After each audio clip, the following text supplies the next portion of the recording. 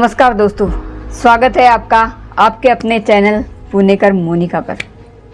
आज हम बात करेंगे महिलाओं के लिए जंगल राज से कम नहीं है वामपंथियों का केरल मॉडल। तो आइए हम जानते हैं। एक ऐसे मुद्दे पर हम बात करेंगे जो भारतीय राजनीति और समाज के लिए बेहद अहम है। हम बात कर रहे हैं वामपंथियों के तथाकथित केरल मॉडल की, जिसे विकास और प्रगतिशीलता का प्रतीक बताया जाता है। लेकिन क्या यह मॉडल महिलाओं के लिए वाकई सुरक्षित और आदर्श है, या यह उनके लिए जंगल राज से कम नहीं है? तो आइए हम इस पर गहराई से चर्चा करते हैं। केरल में अब सिर्फ बच्चे ही नहीं बल्कि महिलाएं भी सुरक्षित नहीं हैं। इसकी गवाही भी SCRB के आंकड़े दे रहे हैं। 2016 से 2024 के बीच केरल रेप केस के मामलों में 62% की बढ़ोतरी हुई है। 2016 में केरल में रेप केस के 1656 मामले सामने आए थे। यह संख्या 2024 के 11 महीने में ही 2637 हो चुकी है। केरल मॉडल का ढिंढोरा पीटने वाले वामपंथियों के राज में बच्चे भी सुरक्षित नहीं हैं। केरल में हर साल बच्चों के साथ यौन उत्पीड़न के हजारों मामले सामने आ रहे हैं। हाल ही में केरल की एक दलित लड़की का मामला सामने आया, जिससे 5 साल के भीतर 60 से अधिक लोगों ने रेप किया। यह राज्य में यौन शोषण जैसी घटनाओं की भयावहता का केवल एक उदाहरण है। सरकारी आंकड़े ही बता रहे हैं कि 2016 से 2024 के बीच केरल में 29,000 से अधिक बच्चे यौन उत्पीड़न का शिकार हो चुके हैं। छेड़छाड़ के मामलों की संख्या कई बड़ी है। बच्चों को यौन उत्पीड़न से बचाने के लिए लाए गए कानून के तहत दर्ज किए गए मामलों में केरल 2016 के बाद से ही खुद के ही रिकॉर्ड तोड़ रहा है। 2016 ही वह साल है जब राज्य में वामपंथियों को सत्ता वापस मिली थी। केरल के स्टेट क्राइम रिकॉर्ड ब्यूरो के अनुसार 2016 में केरल में POCSO के मामले 2131 थे, जो 2023 में बढ़कर 4641 हो गए। साल 2024 के 11 महीनों में ही यह आंकड़ा 4100 के पार पहुंच चुका था। अंतिम आंकड़ों में ही केरल के नया शर्मनाक रिकॉर्ड बनाने की आशंका है।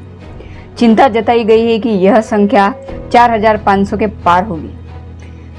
तो नीचे दिए गए ग्राफ से ही समझा जा सकता है कि स्थिति कितनी भयावह है। केरल में बच्चों के यौन उत्पीड़न में कई मामले में उनके घरवाले भी अपराधी हैं।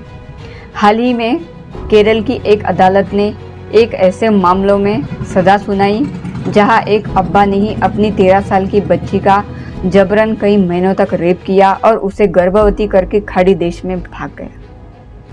बच्ची की अम्मी ने पहले उसका साथ दिया, लेकिन बाद में वह भी अपने शौहर के साथ हो गई। इस पीड़िता को गर्भपात और मानसिक तनाव से भी गुजरना पड़ा।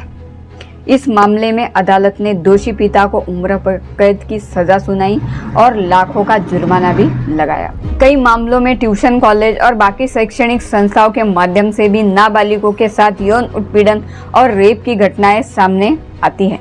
वामपंथी सरकार में कानून व्यवस्था लगातार बिगड़ती गई है। एक रिपोर्ट बताती है कि सिर्फ नाबालिग लड़कियां ही नहीं बल्कि लड़के भी यौन उत्पीड़न का शिकार हो रहे हैं।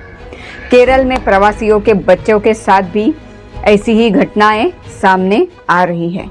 जुलाई 2023 में ऐसे ही एक मामले में अशफाक आलम नाम के एक युवक ने एक बच्ची का अपहरण करके उसका रेप किया था और हत्या करके शव नाले में फेंक दिया था। केरल में सिर्फ बच्चे ही नहीं बल्कि महिलाएं भी सुरक्षित नहीं है। इसकी गवाही भी SCRB के आंकड़े दे रहे हैं। 2016 से 2024 के बीच केरल में रेप के मामलों में 62% की बढ़ोतरी हुई है। 2016 में केरल में रेप के 1656 मामले सामने आए थे।